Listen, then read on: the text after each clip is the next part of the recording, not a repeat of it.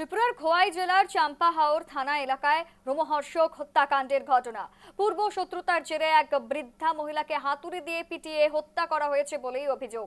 স্থানীয় সূত্রে জানা গিয়েছে, গত 1 জুন সন্ধ্যা প্রায় 7:30টা নাগাদ চাম্পাহাওর থানাধীন চামাবস্তি এলাকায় বাসিন্দা গণেশ সাধুর বাড়ির সামনে পূর্ব বিরোধের জেরে একদল ব্যক্তি অতর্কিতে হামলা চালায়। অভিযোগ অনুযায়ী শশাঙ্ক দেব, সুব্রত দেব, শানুদেব বর্মা, রাজেশ হারি, সমীরণ হারি, অত দেব সহ মোট 7 জন মিলে গণেশ সাধুকে বেধড়ক মারধর করে। তাকে বাঁচাতে তার স্ত্রী নিয়তি সাধু, মেয়ে স্মৃতি সাধু এবং বৃদ্ধা মা সত্যব্রতী সাধু এগিয়ে এলে হামলাকারীরা তাদের উপরেও হামলা চালায়। এতেই বৃদ্ধা আহত হন। তাকে হাসপাতালে নিয়ে যাওয়া হয়, তবে চিকিৎসা চলাকালীন তার মৃত্যু হয়েছে, এমনটাই খবর।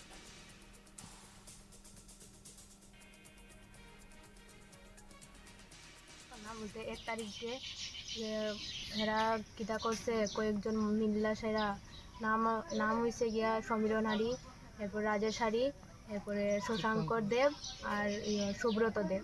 এরা মিল্লা সারা বাড়ির মাঝে বাড়ির ঢুইকা আমরা 4 জনে মারছে। আমার বাবারে, মারে আর আমার ঠাম্মা গতকালকে 6টার সময় মারা গেছে।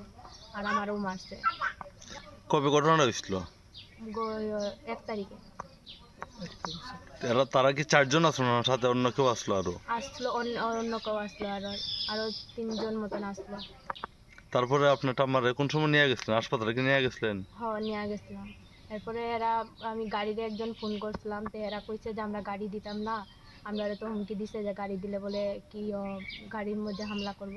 এটার লেগে পরে আমি ফোন করে থানারে ডাকছি, চেয়ারম্যান মেম্বারও ডাকছি, ডাইকা সেরা। এরপরে এরা কইছে আর কি যে পরে থানা 2টার সময় আয়া সেরা 2টার সময় লয়ে গেছি হসপিটালে।